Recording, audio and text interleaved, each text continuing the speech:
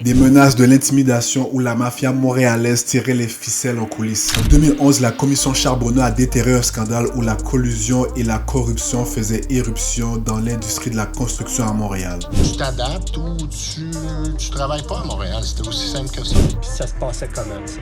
Il y avait un montant qui était fixé, qui était 2,5% de la valeur du contrat.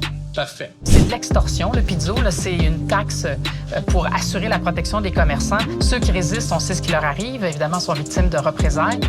La commission Charbonneau a mis en lumière des pratiques frauduleuses, dévoilant comment la mafia utilisait des tactiques pour exclure des entrepreneurs des appels d'offres publics. Elle a également révélé comment des firmes de génie conseil manipulaient des contrats pour assurer leur domination sur le marché.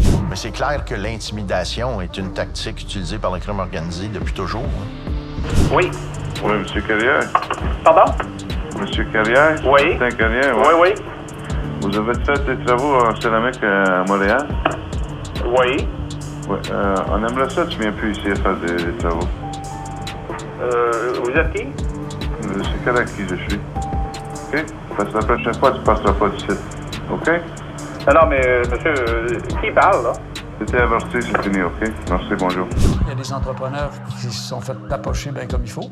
Alors, il y a eu ce témoignage de Giuseppe Borsellino de Construction Garnier. À la sortie de son entreprise, à un moment donné, il s'est fait casser la gueule, c'est le cas de le dire. J'étais au bureau. J'ai ouvert ma porte. Et je me suis fait battre. Combien de personnes y avait-il? 3. Si vous vous êtes fait battre au point de vous faire défigurer et d'être obligé d'être hospitalisé pendant 7 heures, dites-vous, pour une reconstruction du visage, ça pourrait être lié à la mafia. Ça pourrait être lié à la mafia, ça pourrait. À la fin de la commission Charbonneau, 60 recommandations ont été proposées pour réformer le système et lutter contre la corruption. Si tu es arrivé à la fin de cette vidéo, je t'invite à t'abonner à ma page et à me dire en commentaire, après 15 ans, penses-tu que ces recommandations ont eu un impact positif sur l'encadrement des appels d'offres publics?